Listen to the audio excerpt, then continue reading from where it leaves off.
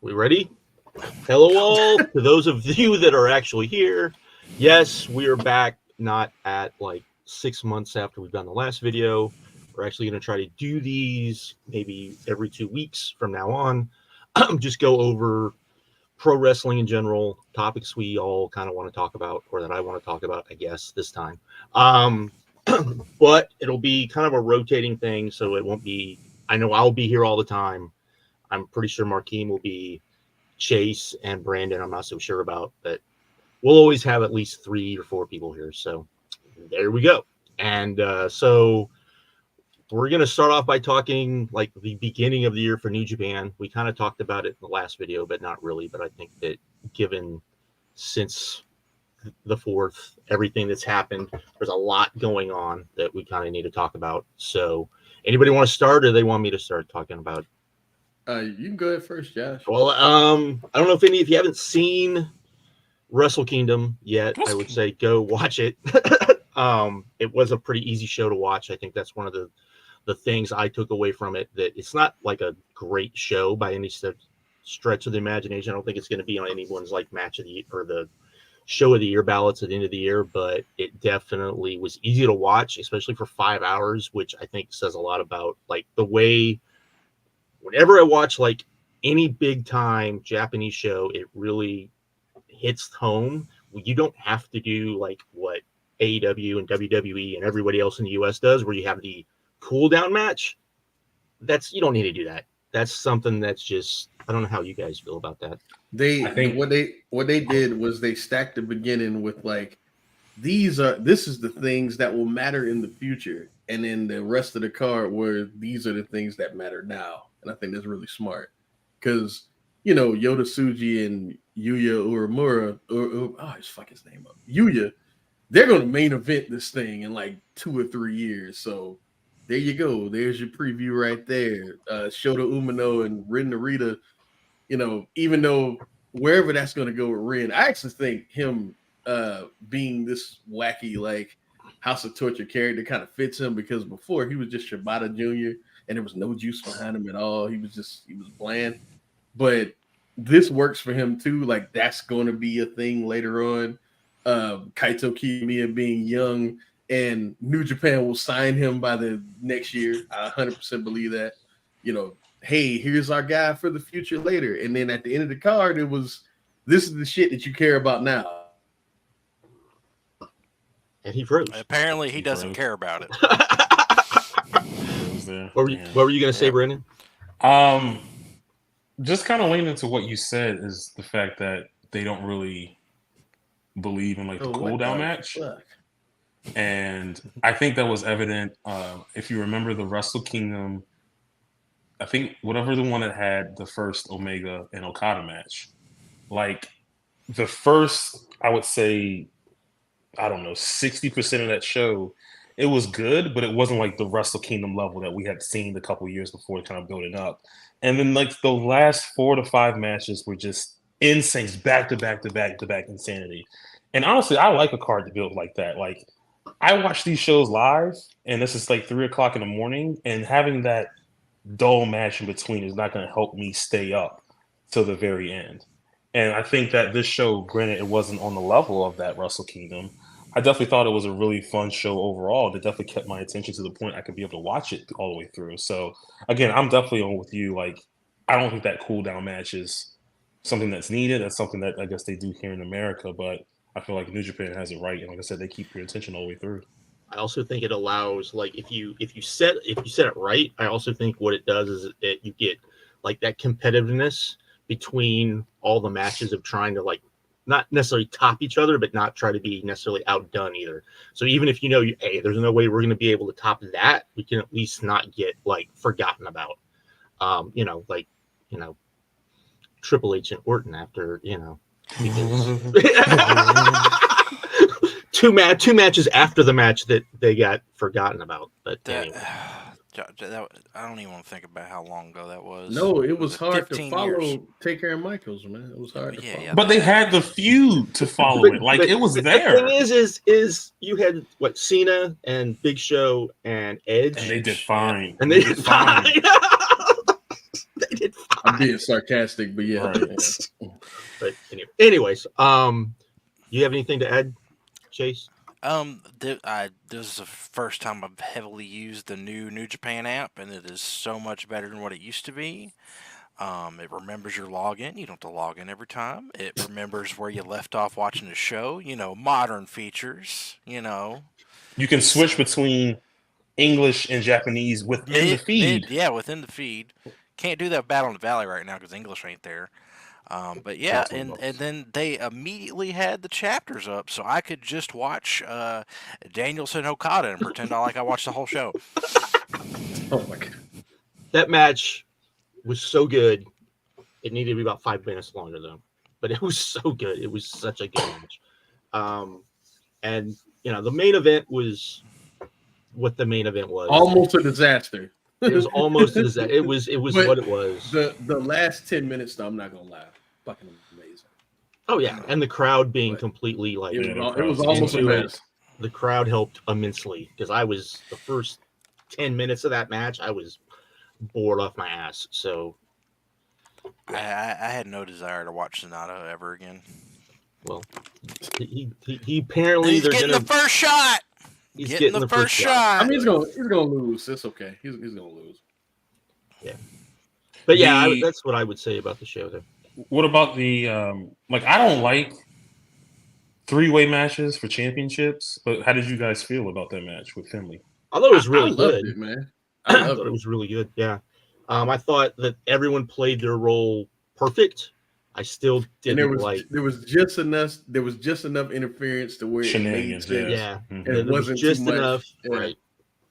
But I thought it was really good. I thought it played for what it was. It was probably booked perfect, and everyone did their roles perfect. So, but there's only so much you can I came on here the last time we were on here and defended David Finley, but I will say this: if he don't deliver in this next few, because you can't blame the booking now. They did what they were supposed to. So yeah, it's up to him. It's all up to him now.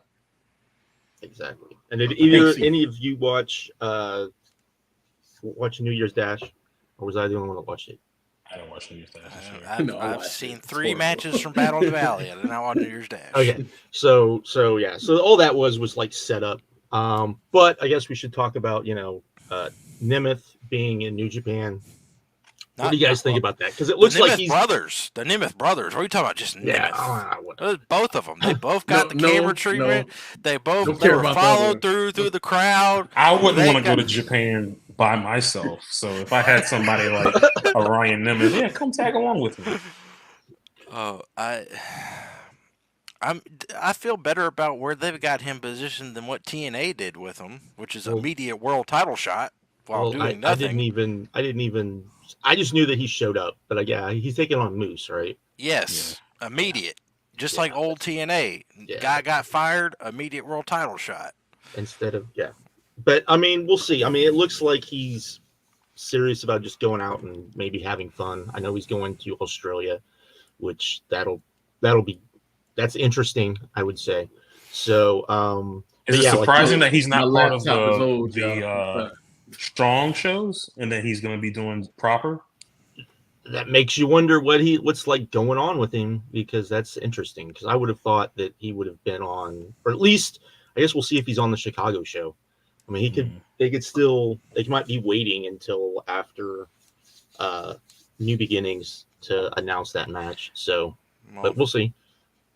But yeah, they sold some tickets to the show so far. Yeah, they're having to redo the seating because they sold out their first allotment. So. Man, announce big matches and people come. That's crazy. Exactly. That's crazy how Sting's retiring. Here's 15,000 people. Exactly. It's like you got to do, man. It's not hard. But yeah, and then of course everybody's favorite drug addict, what's his name, showed up on. Where are you going with this? What are you talking about? Everybody's drug addict. You talking about Ash? You talking? Oh yeah. I'm talking about Riddle. Dana Brooke? What are you talking about? Riddle showed up. Oh, okay. Which was like nobody knew who he was on the show if you hadn't seen it. So that was very uneventful. I thought it was smart when they did it Battle of the Valley though. They had him team with Jeff Cobb, like here nostalgia. That was smart. And I was that was smart. But yeah, but what do you guys think about that? What do you think about them bringing in Matt Riddle? Not surprised. Yeah, I'm not either. For them, I mean, they don't really care about. I mean, they tried to bring in Marty Scurll. Yes, I know. It's a different culture. Put As long as lightly. he's not like pushed heavily, I'm fine with it, bro. Like it's Japan, they don't really care about this shit. Is what it is. Except for the weed, they care a lot about the weed. Yeah, they care a lot about the weed though. Yeah, but Mass Seidel's still banned. So, no Savage. But and then did you guys all see Battle in the Valley? Saw the last 3 matches. Yeah, I watched the whole show. I watched the whole show. What about you, Brandon? It was good, great show. Yeah, it was a great show. Yeah, I really better than Wrestle Kingdom from what I watched. Yeah, I think it was more of a solid show. I'd say it was about the same because you didn't have the showmanship of it, like the entrances and all of that stuff. And nothing on it was bad at all. Yeah. Like nothing, not a single match. Agreed. I thought they set up some good stuff. So speaking of that, Perry angle was interesting. Speaking of that, this is more for Marquine. What do you make of the rumors that TK doesn't like Julia? I mean, it doesn't surprise me because she is different from the women that he usually pushes. And it doesn't surprise me at all. Like it kind of shocks me that Triple H and them like her. I don't know how that's gonna go, man. I really don't, because her whole thing is she just beats people up. Like that's the thing. That's the gimmick. That she beats people up and she intentionally rubs people the wrong way. That's been her whole character. She's the kind of bad outsider. Yeah. So I don't know, man. I don't know how that's gonna work in the WWE. Because it isn't like it's one of like Io Shirai's girls, like Kyrie was, or even to an extent, Asuka, although she wasn't cool with the other chick, Nene Takahashi. She's cool with like Io Shirai, like that's like her homie. So they're all like, she's not in that circle. Like Julia's not in that circle. So I don't know how that's gonna go. I find it interesting, especially after the reaction she got on this show, which was better than I thought. Yeah. Because I thought it would be good, but not like it was, because people were like really into her. So, but I thought I would ask. She's the most total package woman on the planet. Charisma, I agree. That's my thing. I like she is what they wished Jade was. That's yeah. Honestly, yeah. So she's just cool, man. Very much so. So what would be his reason for not wanting to bring her in? If that is true, I mean, we don't know. I mean, apparently what they say is he doesn't think she's very good, which is weird. So I mean, she's not I wouldn't even say she's probably like top 5 in Stardom, but I mean, you're talking a pretty high grade there. But she. Hold on, let's see. All right, so Mayu better than that. So Mayu, Tam, Utami, Shuri. I'll probably put her right at 5th. Right at 5th. But like she's not better than Mayu though. The match of the year involves Mayu with Tani anyway, so she's not better than her. So I'm just saying, I think that maybe that's what he's looking at. That maybe her buzz is a little bit bigger than what she might be or something. She might be, but I just she didn't even have to say anything. She just has that look. That's the thing, is she has a look. She doesn't have to say much, even if she doesn't speak English very well at all. Which I wonder how much of that is really true though, because I mean, it's not like she has lived in Japan her whole life. So I do wonder how much of that's true, but I guess we'll see. I just thought that since we were talking about that, but yeah, I was disappointed in the Ospreay Okada match, but only because my hopes for that match were so high. All right, that's fair. Not that it wasn't great. Just that, what What it reminded me of was the Okada Tanahashi match from Dallas, where they just played the hits. But this one was better. Well, they did that. They did that last year's Battle in the Valley when they wrestled. That was way more of the hits. Yeah. But I mean, to me, this was more like Okada and Danielson won, where it never seemed to get to that level. I mean, we know why Danielson and Okada won never got to that level, but it just never seemed to get to that level. But it was great, but it was just you were expecting so much more, especially after Moxley and Shingo just went crazy. So I mean, that match was insane. So I was absolutely shocked to see Shingo do all that.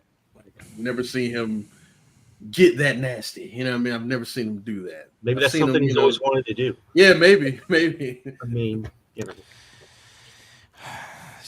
Moxley, hey, you want to get stabbed? Fuck yeah, I want to get stabbed. That's how and then what? So my one complaint about the show isn't even about New Japan. It's the Jungle Boy angle. Why do we keep having No, then the angle was fine, but why do we have to have why does AEW have to keep being the heel promotion over and over and over and over again? This is it works this time though. It works. I would say that this and then you haven't seen Dynamite, but the Bucks thing, I think it worked there too. But it's I don't know. It just leaves a bad taste in my mouth. See, I thought you were gonna parlay this into people's asking if ripping up a contract is legally binding. People just dumb. Hey, and this is undoubtedly, I'm tired of these New Japan fans complaining because this is undoubtedly a good thing. They're extending Jack Perry over there for however long he's going to be there. That does nothing but add another name to the wherever he's going to be in the card to New Japan, as well as help Jack Perry, because let's call it what it is. He's lacking a lot of shit. Like, the dude can wrestle, but all the other stuff is kind of off. Could be a good excursion for him. Absolutely. This is nothing but a good thing. And it's not like he's going to beat everybody. Like, Shota will probably beat him. You know what I mean? So what are we doing? People are mad about that whole, they have such a, I don't know, they're so defensive about anything that, like, AEW, the AEW New Japan stuff, they're so defensive about it anyways, it's like, you need to get a reality. You're talking about AEW, which is definitely the number 2 promotion in the world, versus New Japan, which is third. Are they the number 3, or is CML now? Or is now like that's where you're at now? But it is a combo. I agree, it is a combo, but it's third. But that makes it where it's like you don't have any, like, you got to take what you take. The reason why I don't feel that much sympathy for the people that really get upset about that is because where's the sympathy for pro wrestling? Noah, Dragon Gate, All Japan, when all those dudes end up in the ring with New Japan guys. Kento Miyahara has been pinned so many times by New Japan guys. But they tell you that's just the way Japan is. But it's the same deal. Like, I know. Like, and it's not even like AEW guys don't take losses. Eddie Kingston lost so many matches in the G1. Willie Yuta had like 5 points when he was the best of Super Juniors. Kenta Agnew won 2 matches in the World Tag League. What are we doing? Bryan Danielson is probably about to lose to Zack Sabre. Exactly, probably about to lose. Come on, man. Come on. Stop bitching, man. It's crazy. That's not gonna happen. Never. Weird.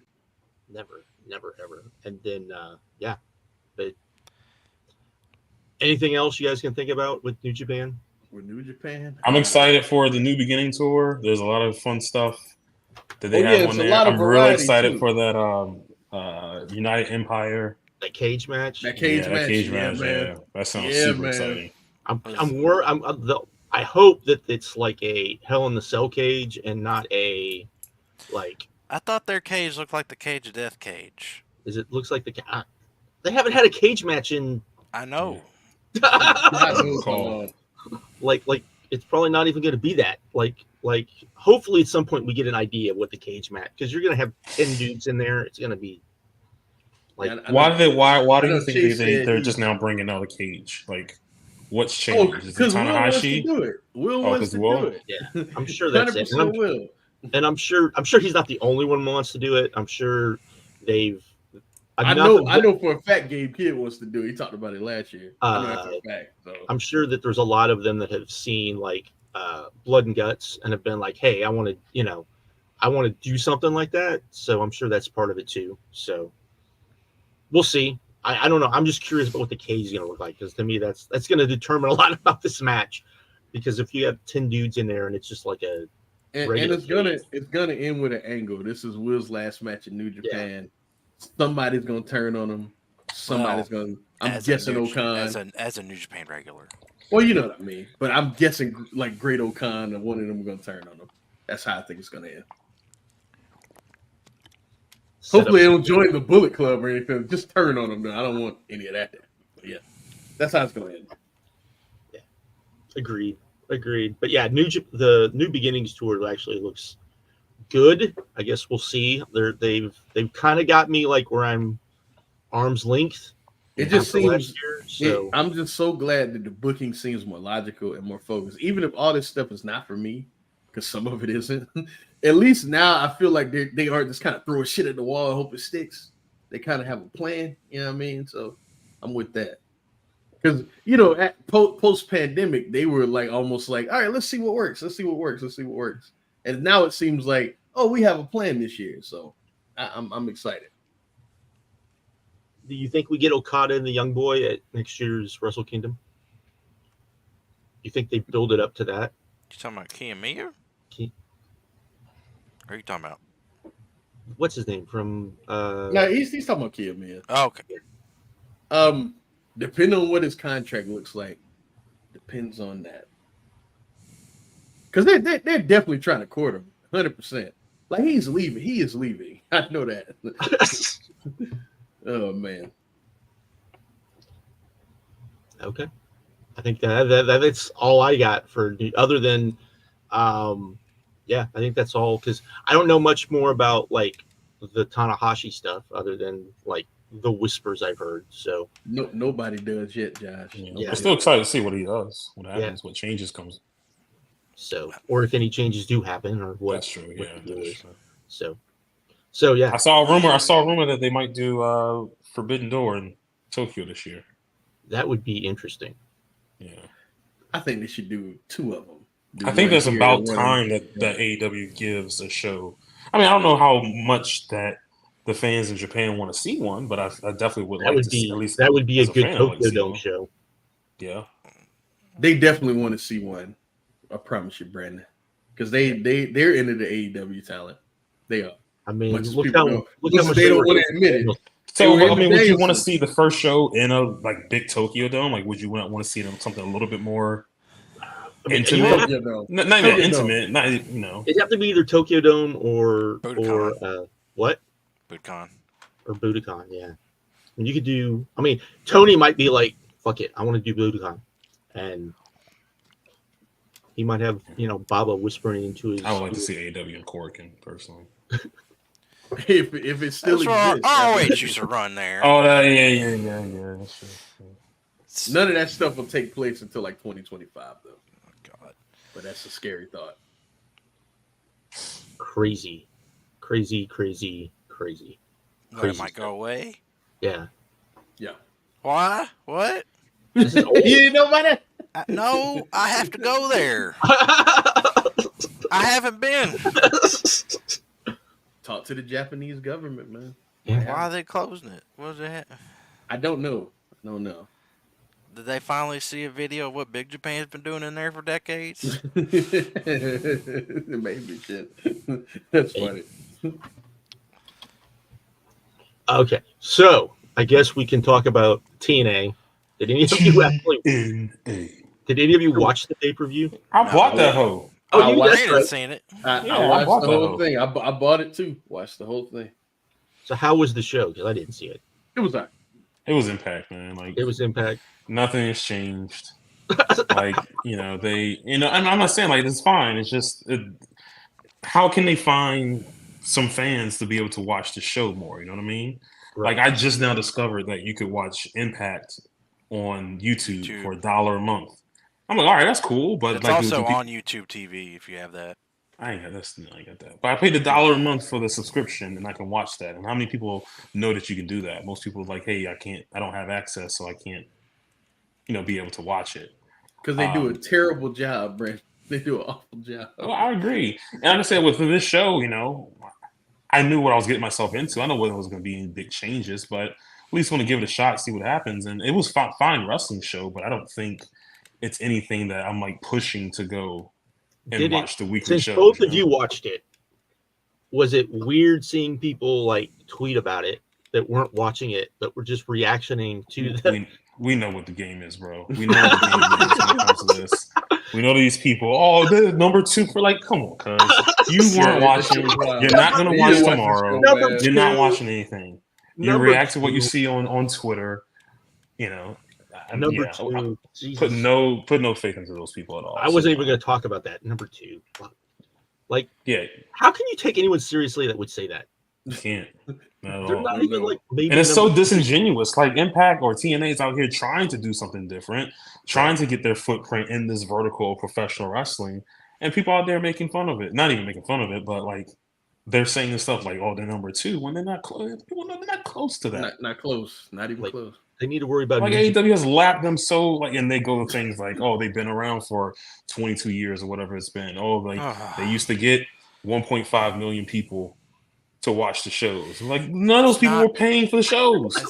Like how often were we saying that they used the pay-per-view to build up to the show? Yeah. To the free show. Like, yeah, come on, get out of here.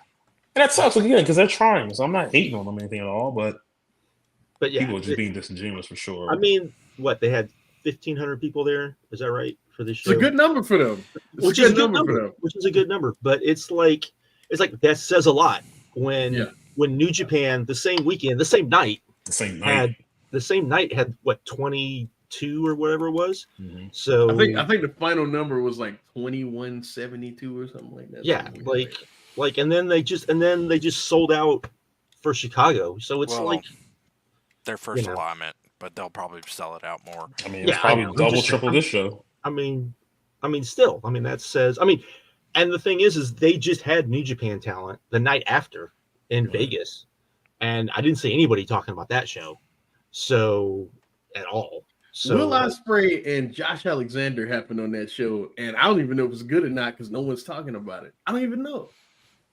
That you would think it would be. You would think it probably is, but it's on the show tomorrow, isn't it? Tomorrow, yeah. Yeah. But we'll see. So I don't know, man. They're bringing in Dana Brooke. Okay. Ash by Elegance. Ash by Elegance. What? Ash by Elegance. She's signed. They actually promoted that tonight on Twitter. Yeah. They got AJ Francis showing up. So he's signed. Like I don't know. I don't know if he is or not. I don't know if any of these people are signed. That's one of the things. Is no one knows if any of these people are signed or if they're just like showing up. I mean, Nemeth's on the roster page. Does that mean anything these days or no? I mean, he had a T-shirt, so I'd assume. Yeah. I mean, when Kenny Omega was the champ, he was on the roster page too. So, well, he might have a short-term deal, or he might have a. Jay White was on the roster page. Do you think that this pay-per-view did the buys that when Kenny Omega showed up? Oh hell no! Oh my God, no! No. I mean, they were doing all-time.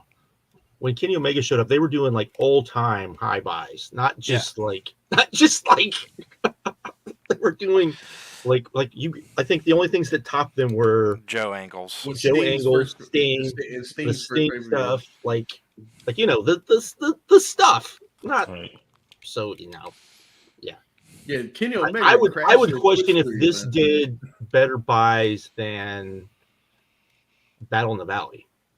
Honestly, no, I can tell you it didn't. I lucked that out. TNA name might have been a lot. I was at work, and so I found out while I'm at work that hey, you can watch Battle in the Valley when you get home on New Japan. You just can't watch it in English, and I was like, I'm fine with that. So I didn't buy it, but I did watch it. So because they immediately put it up on New Japan World. So But yeah, it wouldn't shock me either if that was the case. So nostalgic is a hell of a drug, but I just don't think Brandon, it's working. It's 2024, man. You really think people are paying for that over Okada versus Ospreay? I don't know, man. I just nostalgic is a hell of a drug, bro. I mean, there was. I will say this: there was. I wouldn't have not bought the show if it didn't have TNA in front of it. Like straight up, like that was like I'm not saying that, but like Hard to Kill. I didn't buy last year's. I didn't buy the year before. I think I did buy the year before that because Omega was on it. But I periodically buy their shows sometimes. Depends on what's on the card. So. But I'm sure because Hammerstone showed up, so that'll be. So you think we'll get Hammerstone versus Moose? You think they'll do? Because that seems like something that honestly, yeah, that would they should do stuff like. See, I don't think they will though. I don't think they will. Because to me, that's a match that would be like, oh, this will be two big dudes, athletic big dudes. I'm not big on Hammerstone, but you got two athletic big dudes that can throw each other around. That's not something that really even WWE can really do anymore. So it's something unique. So especially like in a main event. So I'm just curious if that's maybe something that would be worth them looking at and doing. So, but yeah, Brandon, what did you think was the best match on the show? What did I think was the best match? Yeah. Honestly, man, I thought like maybe the women's match was the most surprising. Edge? No, hell no. I had to look away from that. I thought somebody was gonna break their neck watching that match. But the Grace and Trinity, I enjoyed that match a lot. That was really good. It was legitimately like good because like like American women's wrestling is graded on such a low curve now that it's like it's disturbing. Like Josh, that was actually good though. Okay, because I'm just because like constantly you hear people saying, "Oh, the NXT women are so good," and it's like I see clips and I'm like, "What the? No, it's trash." Tiffany Stratton is good. Tiffany Stratton is really good. That's about all I could say though. I mean, the rest of them takes are horrible. you had the number one prospect in women's American wrestling, and she's devolved since she's been there. So yeah. Yeah. Ooh. And never mind. She's Booker student. Never mind. That went right over your head. Yeah. So you said Booker wouldn't have got it. Yeah. Anyways. So yeah, I guess because like I said, I didn't see it. I just thought it was funny because I could tell people weren't watching it, but I could tell they were reacting to it. I was one of them not watching it, but I was just like, okay, here's AJ Francis, here's Dana Brooke, here's Nick Nemeth. It just feels like we're trying to get everybody who WWE just fired and pushing them at a level above our own people. Just like they were trying to get names. In the day. They were trying to get names and they were trying to get buzz, which I get, but it just felt like, wow, y'all are taking this serious. I mean, it did feel like the more definitely hyped it up. They what did it say, like worlds would collide or something like that, and it ended up just being Dolph Ziggler. Mm-hmm. Yeah, I mean, hey, I will say this though. No disrespect to Dolph, I am excited to see what he does in the world though, because he definitely seems to be excited about not being in the WWE. I'm curious to know. It just it would be more excited if this was 10 years ago. I know. I'm aware. I'm aware. But look at it this way: if worst case scenario, he's another Cardona, who's better because he's better in the ring than that, and that's not a bad thing. But we'll see. We'll see how it goes. He's doing a GCW match, so the first promo he cut when he jumped David Finlay, I thought was incredible. And then that second one was terrible. And then that second one was so bad. Like the other one was so terrible. Second was not good. Like I was like, there's no, because I heard people talking about it, and I was like, it can't be that bad. That first promo was good, and then I watched it, and I was like, that shit was terrible. That shit was so bad.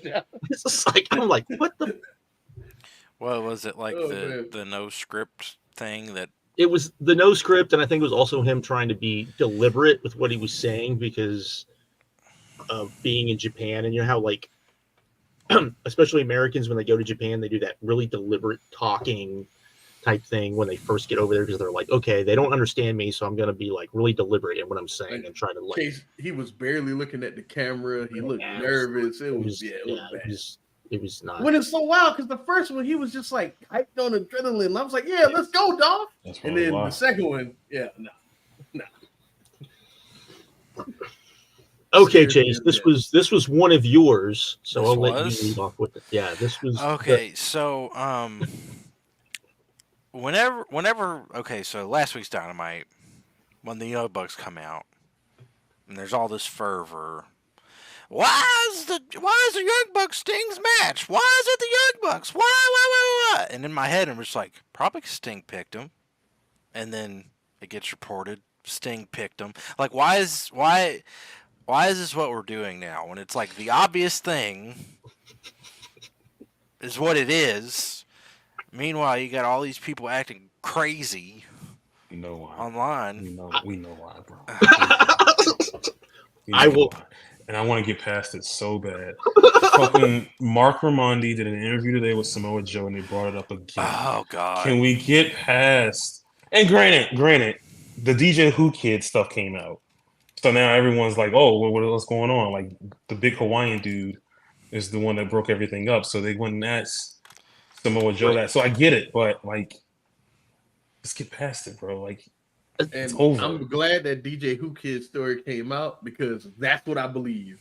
Exactly what he said is exactly what happened. No reason he's a dude. He don't have a dog in the fight. He's just telling what happened, what he saw.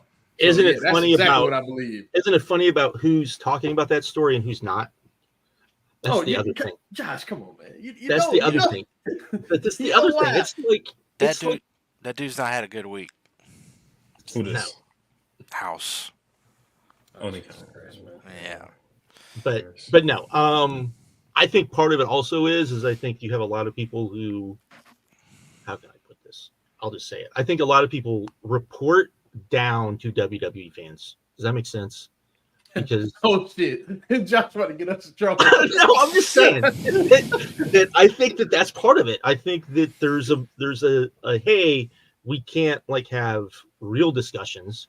Because when we start having real discussions, people get lost and get mad and start start being stupid, and the trolls start coming out. But I feel like there's a thing where like they feel like they have to report wrestling in a certain way to appease WWE fans, and because they're the biggest consumers of what they're doing, that's what they do, and it's very annoying because the rest of us don't want that. And want something more than that, and we don't get it, and it's just, it's not good. I don't want to piss nobody off. So piss people off. Josh just called WWE fans dumb. I'm not saying dumb. They're not dumb, but they treat their fans like they're dumb. And so because they treat their fans like they're dumb, they just go along with it. Look at look at the NXT women, right? The discourse online is that division is that the NXT amazing. Women are the best booked women's division in the United States. Why is that? Is it because the stories are good? From everything I've seen, no. Is it because the wrestling's good?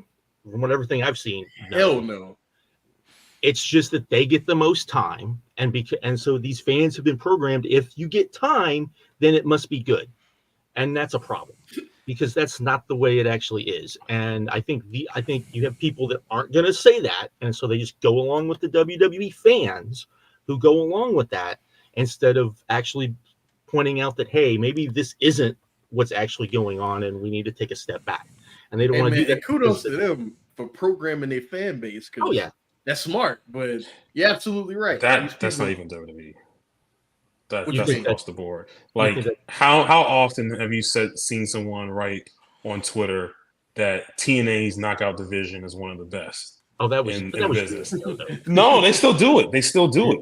Do they? They still do it. No, I have never once seen someone tell me why.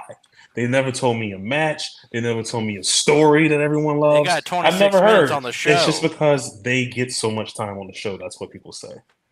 And that's what they want AEW to be. But I'm like, bro, like, I don't want that, especially if they're not going to deliver to the point that you're looking for. None of them, and this is no offense to the women. It's just none of those women are good enough to be featured putting that a woman much. on the show heavily just because they're women is so counterproductive. It's so counterproductive because it gets to the point where, like, I know people say this about like movies and TV and stuff like that. Representation for the sake of representation is off-putting, and this is coming from a black dude.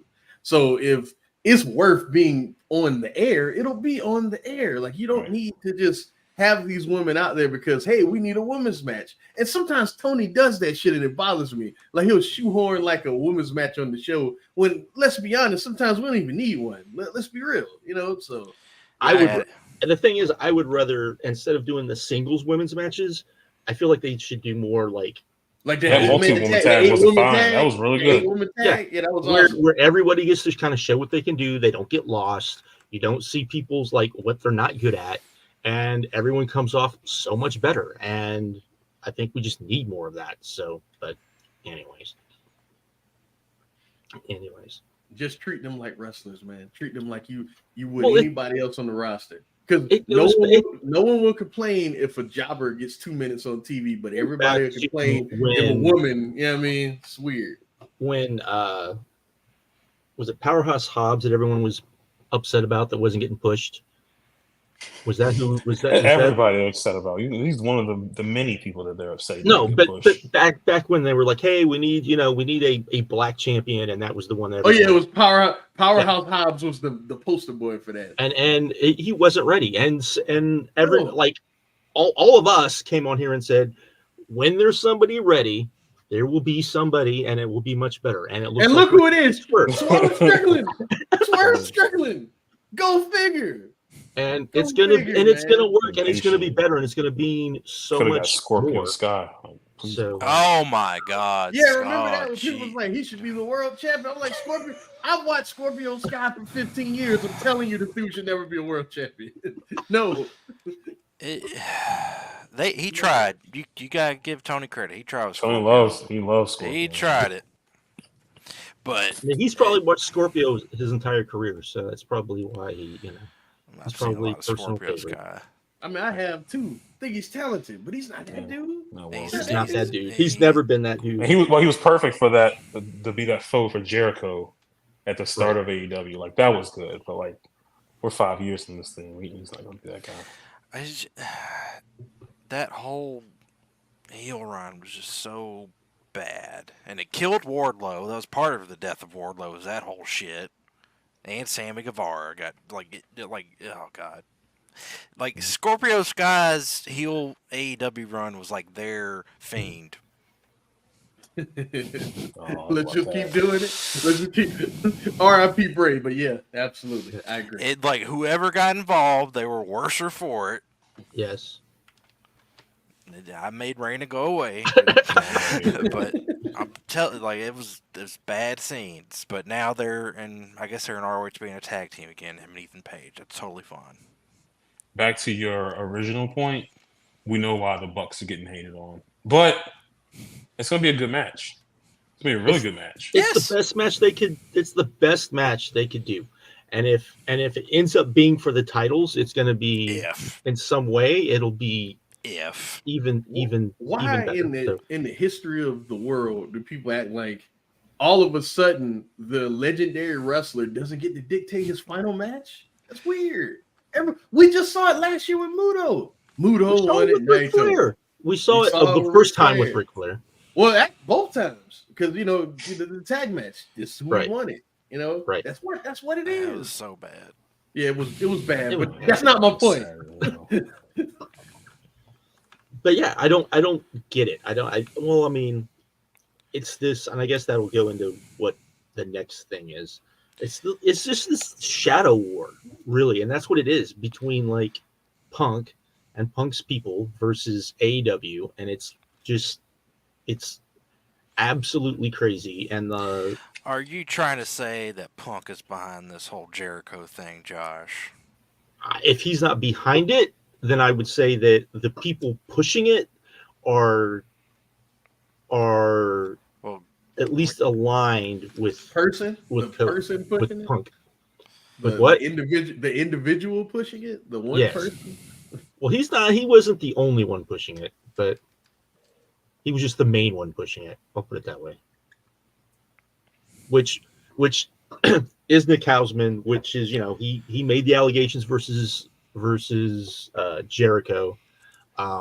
If you go to my Twitter and you can find it, I reposted a podcast with two women that dissected the whole thing, going all the way back to like how it originally started with Ace Steel saying that his wife didn't sign an NDA and that she could talk and said it as a threat. And then Jericho then responded, "Hey, I didn't sign an NDA either, so I don't know what you're talking about." And then that all escalated from there. And it's really, really sad because if he did it as a surrogate of Punk, Punk has done a lot of shitty things in his wrestling career. I would say the thing that has disappointed me, I've never been disappointed in any of it. The fact that he seems not to give a shit if something bad were happening to AEW just because he's pissed off at Tony Khan, to me, that's disappointing because that hurts the business at large, which he says he loves so much. And it's just really, really sad. And the fact that all of these people from Jim Cornette to Hausman to everybody else, Eric Bischoff, all of them just don't seem to give a shit. So either they're trying to get in with WWE, which doesn't seem to be the case at all. I mean, you're talking about Jim Cornette. Jim Cornette's never going back to WWE. No.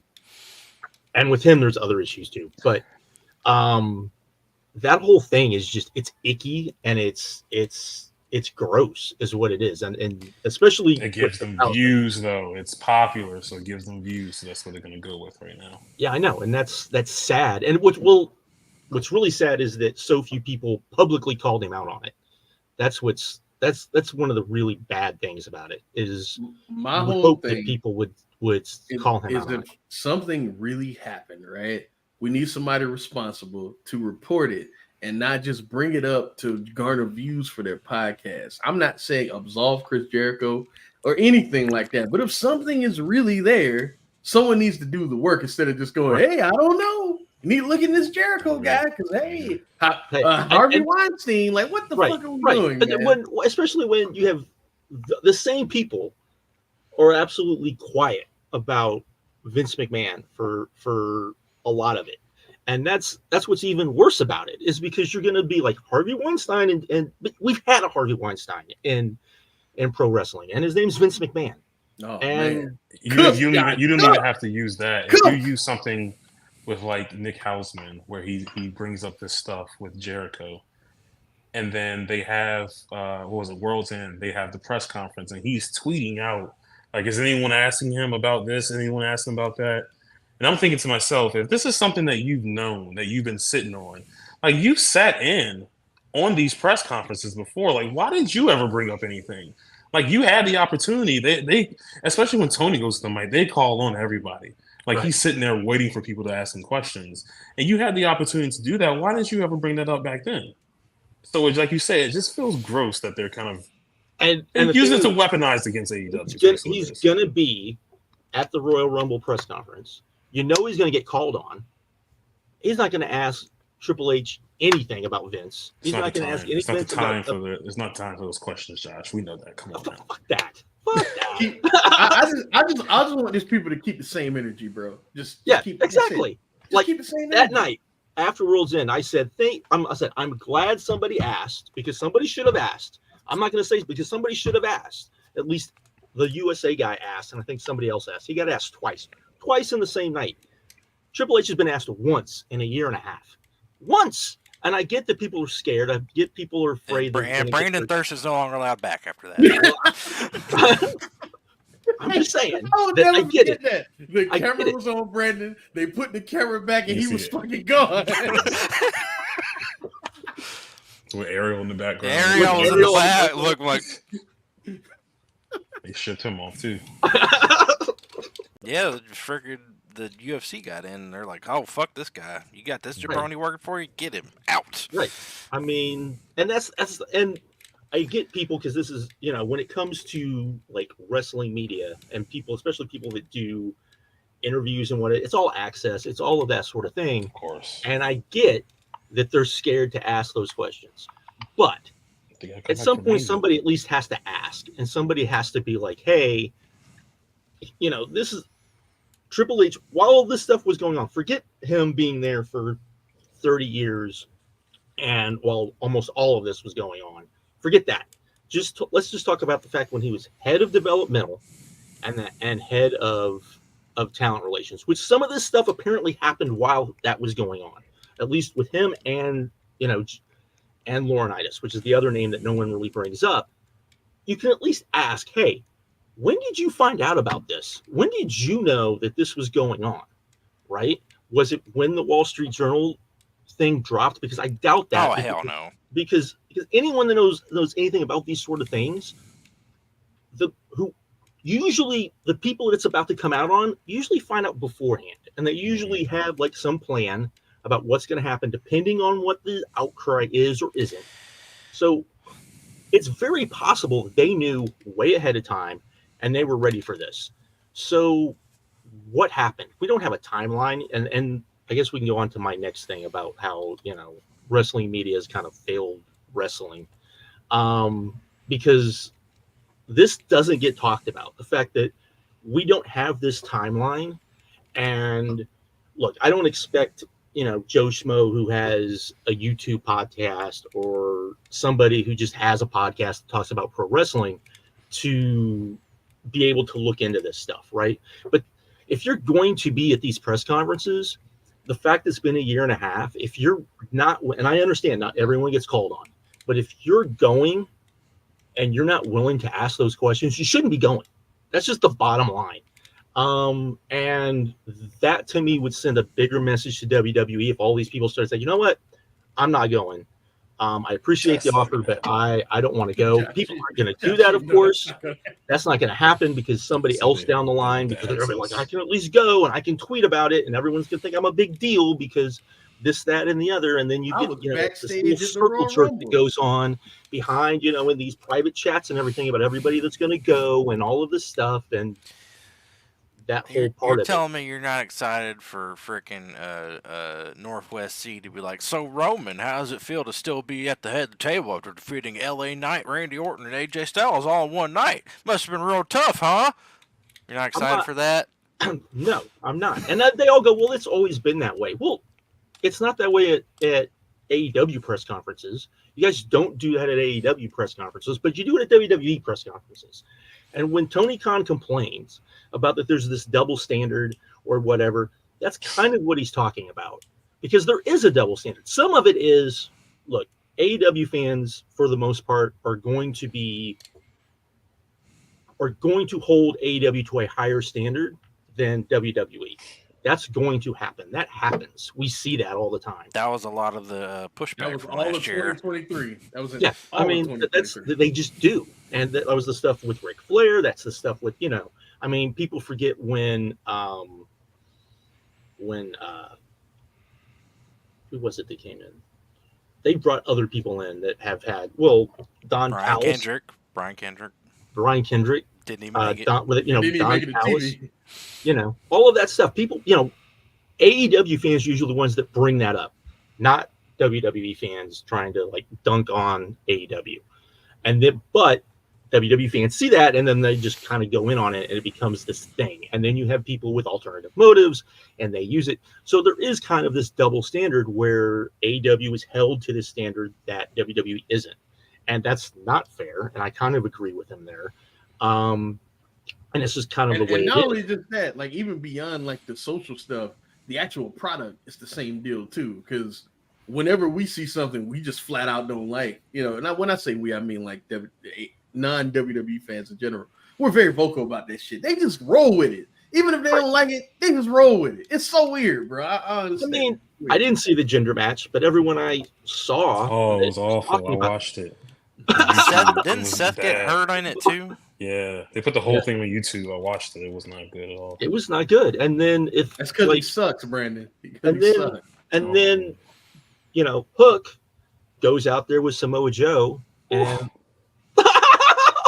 completely different vibe, completely different thing. Joe went out there, did everything he could by being Joe and still making him, which is something he did in ROH forever. He was a champion. That was his whole run as a champion. I mean, he would just beat the shit out of each other. And you would think, hey, why is he just steamrolling people? And he would, but somehow the people would come out better for it. And that's exactly what we have tonight. Mm-hmm. So yeah, but I mean, back to my point though. So I don't expect those people to be like asking in depth, and they're right. They're not investigative journalists, but they can ask questions. They can at least make it known, hey, this needs to be like a thing that we find out about. And the four big boys, Dave Meltzer, Sean Ross Sapp, Mike Johnson, Wade Keller, as far as I know, none of them have ever said, hey, who knew what and when? What was like going on within WWE corporate, especially Dave Meltzer and Sean Ross Sapp, who have the most, they have more people on the inside than anybody.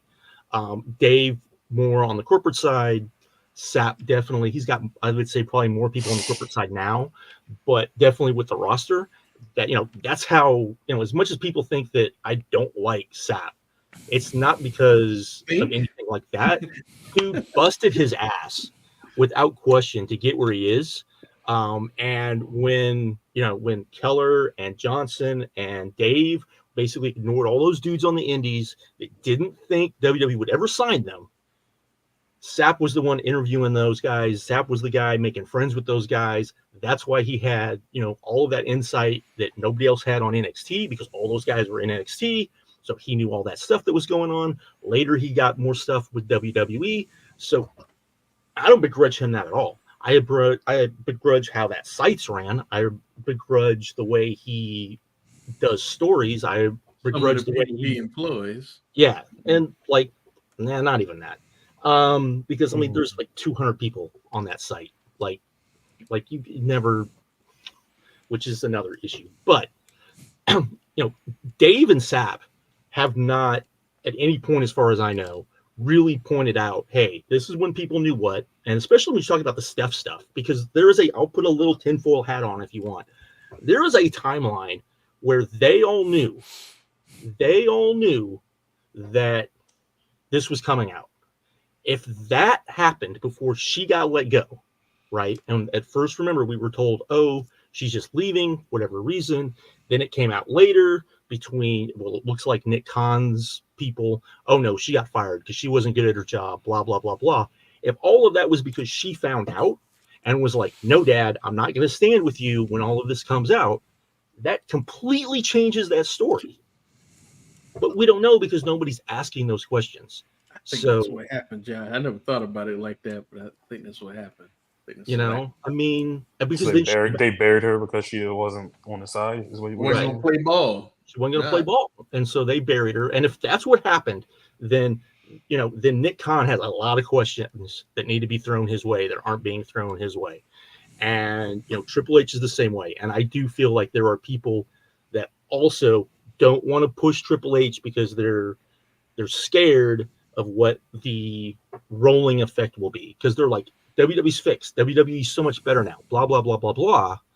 We all have access, which we didn't really have under Vince too much. We all like Triple H. The whole PR thing that was a PR job with Triple H in NXT, and people forgetting what that dude was like before NXT when he was a wrestler and all the stuff that went on with that. Yeah. I mean, none of that's ever talked about. None of it. And then you can get into that doesn't even get into whenever people start bringing up Steph, people are like, well, you're getting into marriage stuff. I'm not getting into marriage stuff. I'm getting into two people that were on the board of directors of a publicly traded company that did not agree, who happened to be married on a subject, right? One of them voted not to bring him back. One voted not to bring him back, and then eventually voted to bring him back. And the other one never did. That's a story. I'm sorry if you don't see it that way. I'm sorry if you think, oh, well, that's none of my business. That's not if they're divorced. That's not if they're separated. That's none of that stuff. Not how media works, man. It's not how media works. How, we can't go. It's none of our business. Like, it's crazy. It's crazy. Yeah, man. it's like, because this is a bigger story. And what really pisses me off is we went all the way through speaking out. Speaking out means jack shit if it's not going to go all the way up to WWE. And the same thing goes for AEW too. If Chris Jericho is guilty of all of this stuff, then he needs to go. If Tony Khan covered for him, then whatever happens to AEW needs to happen to AEW. No questions asked. Nobody's saying that. But people would hold AEW to that standard. They're not holding WWE to that standard. And we've seen a year and a half of that. And it's ridiculous. You might as well, we're to the point, and all of these people, all of these media people truly need to ask themselves, what would you do if somebody rehired Marty Scurll? What would you do? Because if you're not willing to speak up now, are you willing to speak up then? Because, Marty Scurll could be in AEW tomorrow. He's got friends in that company. He's got, he's friends with the heads of that company. Everybody knows that. His girlfriend, wife, whatever she is in that company. He could be in that company tomorrow. WWE had interest in him before. You don't think he would be in there? I don't get it. I don't get why we pick and choose of what we're going to do. And I get that.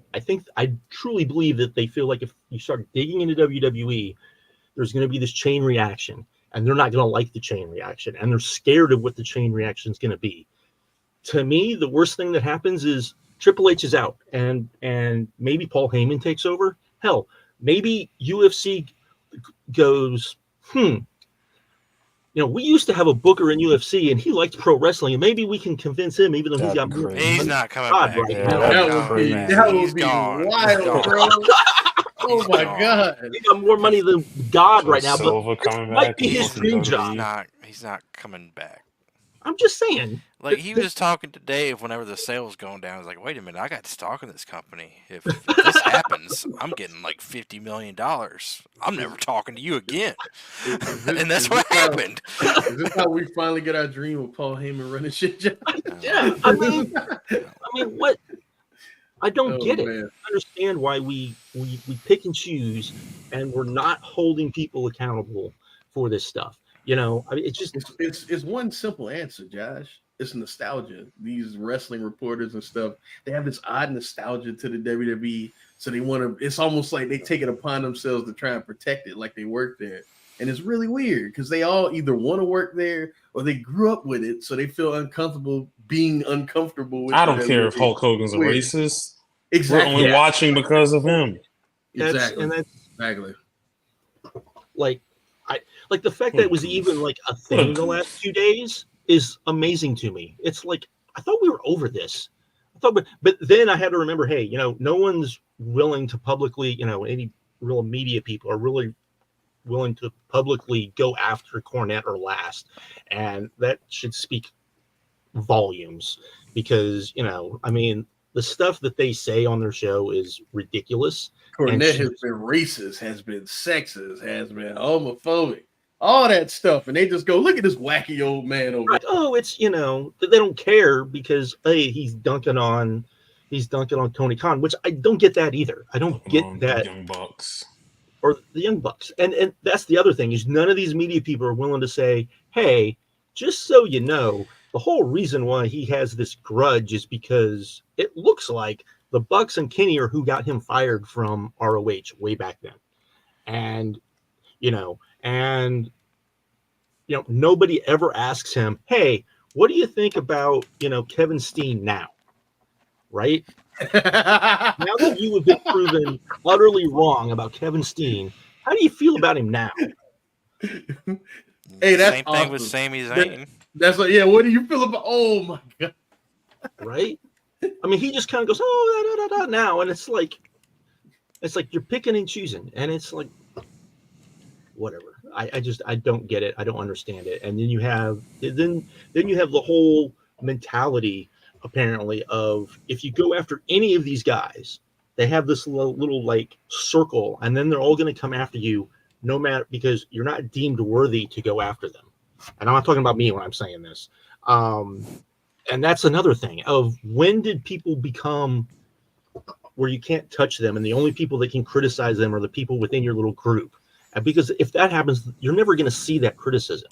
Open criticism is a good thing. It's one of the things I just do not understand with like I'm not going to say like Dave, because I don't think Dave or Dave Johnson or Keller are really part of that. I think SAP is, where you have this little group of people on in the wrestling little media sphere. They all talk to each other behind the scenes, and maybe they criticize and they talk about, but heaven forbid you attack any of those people, because then they're just going to be like, oh, who's this? Who cares? You're wrong because we say you're wrong, even if you're not. So this sounds like people follow us. This sounds like what they described the Skypetalkers at back in the day. Yeah, we just sat around and just bury people. Exactly what it is. Except I would say the difference is that then we would come on here and pretty much say, this is what people never got. We would pretty much say what we said in the calls. It wasn't like we didn't. Look, I never hopped on YouTube and didn't say something that I've said to you guys. Never. Right. Not one time. I mean, all we really did was goof around. Yeah. I mean, I put out that tweet today because of Jay Briscoe of the Ladder War and that pay-per-view. And it wasn't just the match, by the way, for those who listen to this.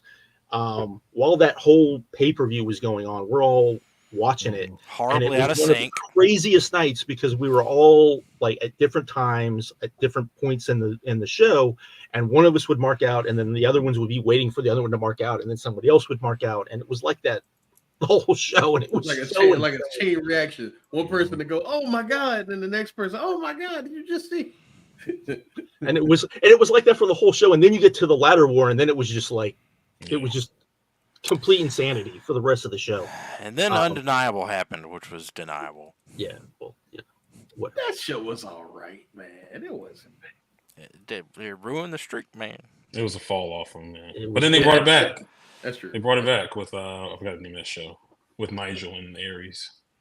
That was Rising Above. Rising Above, yeah. That show was great. And then, oh god, fucking New York booed him coming out there saying he couldn't wrestle. My girlfriend said it's the best match she's ever seen, so I showed it to her a couple weeks ago. Well, you got any closing thoughts, Josh? I don't think the wrestling media is going to get any better. I think it's probably going to get worse before it gets better. I agree, and I think that's the problem, and they don't want to get better. That's the issue. They even if they admit to what the problem is, they're like, who cares? It's wrestling and it's not serious. Even when like serious shit's going on, and that's the disappointing part, because as fans, we should want pro wrestling to be better, right? We should absolutely. And because pro wrestling is like carny, not great business. That's everything a carny business is, and that's not necessarily a bad thing. Let me say that. That's not necessarily. There's stuff with carniness that can be okay. You look at like I'm really big into like stage magic, and there's still a lot of carny stuff that goes on with like stage magic.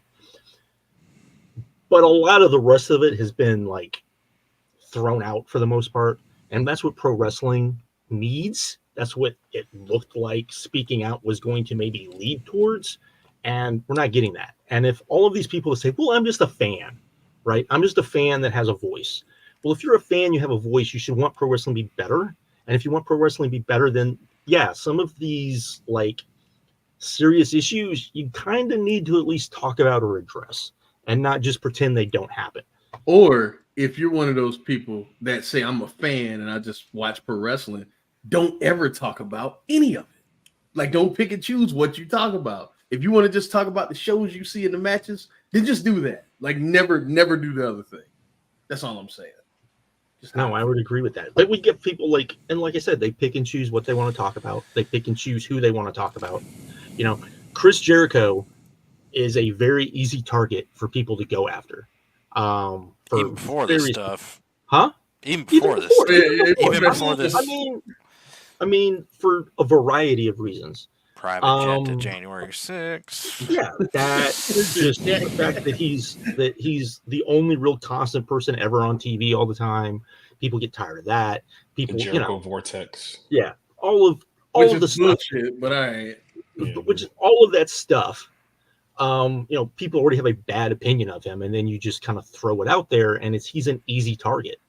To me, it's like if you're gonna go on your podcast and do this, you can't be like, I personally hate Chris Jericho and blah blah blah blah blah, because then it like colors everything you're saying. It's like, all right, why are you doing this? Right, absolutely, absolutely. Do you care about? Chase comes on here all the time and talks shit about Yoshihashi because he has a personal vendetta against Yoshi. It's the same deal. It's the same thing, man. It's the same. I'm never gonna change. He's never gonna change. Man, Exactly. Man is trash. The man is trash. You're on the wrong side of history on that one. If you are in need of help and you're dependent on Yoshihashi to come save you, he will trip on his face and bust himself open. But none of us are going to break our arms, patting ourselves on the back, getting a press pass to Royal Rumble. No. None of us. I mean, the thing is, I would have to fly myself out there, right, and find a place to stay. Right. And you just gave me a free ticket to a stadium show. I sit my ass on the couch. I got my own food right here. I got my bathroom right there. All for the hopes to ask one meaningless question. Right. That's the thing. Is the hopes of asking a question so you can to all the people that are watching, you can prop out your freaking whatever, your podcast, your YouTube channel, whatever that no one's going to go to. Right, that no one's going to go to. So why not actually like make a difference and be the guy or be the woman that's like, they finally ask the question and go from there. I mean, I don't understand why this is such a and also the fact that so many people defend not asking it. That's the other thing that it's not the time or place to ask these questions. And it all depends on like how your platform is. Like that's why I like people like Denise Salcedo, and I don't know if y'all familiar, but old girl Lyric Swinton, and motherfuckers like that who just go to the shows and they cover the shows like that's exactly how they cover it. There's no big ass think pieces. They cover. Okay, so with them, I would say they cover it the same way that like E Entertainment covers TV. That said, even when like big things happen within the entertainment world, they cover it. They talk about it. When they're interviewing people, they might bring it up because it's a big deal. Now it's got to be a big deal, but let's be honest. We're talking about the sale of WWE to Anthem and the creation of TKO. Probably the first or second biggest story. Endeavor, not Anthem. You said Anthem, Josh. Did I say Anthem? Yeah, you said Anthem. Yeah, Endeavor. That Al can't afford WWE. Okay. Anyways, that's one of the two biggest stories to happen since the sale of WCW. The other is Vince McMahon and John Laurinaitis, right? And that whole thing. Those are the two biggest stories since then. So in almost 25 years, those are the two biggest stories. And yet we're not supposed to ask these, you ask about any of it. You go back to the end of 2022 and Sean Rossat puts out that tweet. What's the biggest story of 2022? Not counting Brawl Out. I'm like, bro, like Vince just got ousted from his job. Like, we're talking about this is the biggest story, right?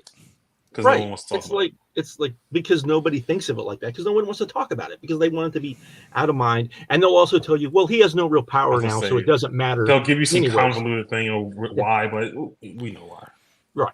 And it's like it's not about that. It's about we want to talk about Chris Jericho. Let's talk about Chris Jericho. If what Osman said is true, well, that would mean that this would go back to when he was in WWE, which meant that if there are NDAs that were signed for WWE talent, that means that the thing with Vince and Johnny, and now you're going to add in Jericho, that means this stuff goes deeper, which means that, yes, there needs to be more questions asked if that's the case. And I don't think people have thought about that much either. So it's crazy to me that this is just like an out of sight, out of mind thing. And, like I said, it's just, I don't get it. I don't understand it. The wrestling media needs to be better, and they're not. And that goes for everybody from the top down to the very tippy top, all the way down. It's an access media, where you have to have access. I get that, and you don't want to hurt your access necessarily, but at the same time, you do have a responsibility, I think, to sometimes ask questions that maybe you are going to get a little, like, your access may be a little out of line for a little bit when you ask it, but it is what it is. And yeah, I mean, if Dave Meltzer and Sean Ross Sapp don't go to these things anyways, right? No, because there's no value going there. Yeah, there's no value in going there unless you're guaranteed to be asked a question, and you're not, because they pretty much, hey, we're gonna kind of pick and choose who we're gonna, like I said, if Hussman gets asked a question, which I'm almost 100% sure he is, and he doesn't ask a Vince question, then that just tells you everything you need to know about that guy, and everybody needs to call him out publicly, and that's not going to happen. And that's what irritates me so much, because especially after his little tirade on Twitter during the World's End press conference, right. It's ridiculous. Everybody brings up New Japan was wrong for using Matt Riddle and blah blah blah, but none of these people have had any. I've seen so much talk about them using Matt Riddle. These same people that hadn't said anything about Vince McMahon the whole time. Man. Or they were talking about Matt Riddle before WWE got rid of him, but they weren't talking about Vince McMahon. Yeah, it's like weird. It's Velveteen Dream. We can start naming people. You know what I mean? Yeah. And I mean, and a lot of people really didn't talk about Velveteen Dream because they were like, even though it was pretty clear what happened. And did y'all see his apology video? Weirdest thing. Right. And they weren't even asking, like, that's when you had not even like the people you have now at these NXT press conferences. That's when you had like people and they weren't even asking that about, like, what's the status on Velveteen Dream? What's the status on and it's crazy to me. Well, we can try to be sane. Gonna try to wrap this up again before you go off on another tangent. But yeah, we'll try to be back in 2 weeks. I'll try to say more. I don't know. Brandon might be here. Brandon might not be here. The constants will be me, Markeem, and Joshua. Nobody's going to watch this, so he'll probably get no flack for the things he said. Which is obviously the best thing to do is to yell things in an empty forest. Yes, I know. But you never know. You never know. You never know. Yeah, you never know. People clips. People do clips all the time. People clip shit all the time. You clip. So if you want to clip some stuff out, tweet it at people. Yeah, go ahead. This might get to the right people, Josh. Go ahead. But yeah, we will be back in 2 weeks. I mean, I don't know. I say stuff and somehow people find out about it. Brandon, I said we're gonna review the Royal Rumble. I mean, we probably should. Honestly, we probably one of the only 2 shows I watch all year. Sure. Well, yeah, I'm not gonna be able to watch it live because I'm at Collision live. Well, but we don't have to do it live. Right. We can do it. I know. 2 weeks from now, it'll have already happened. You literally don't have to watch it. Just look at the results and just give your opinion, like most people do about professional wrestling. When is it? It's January 27th. Okay, cool. When I'm at Collision. Oh yeah, I'm not gonna be able to watch it. I'm going to the tournament, so I'm not gonna be able to watch it. We're not gonna do like a live. No, we get 2 weeks. Right, 2 weeks. 2 weeks. 2 weeks. We can talk about it in 2 weeks. We can talk about it in 2 weeks. Because there will probably be stuff happen, and the press conference will happen, and we can talk about the same shit we just talked about for 45 minutes. I just realized how I want to end this show from now on, but I'm going to save it for the next time. So anyways, I'm Chase, that is Markeem, that is Brandon, that is Josh. We've been named the Skypetalkers by PS Power. We will see y'all later. He's still around. He's still around. He's still out there.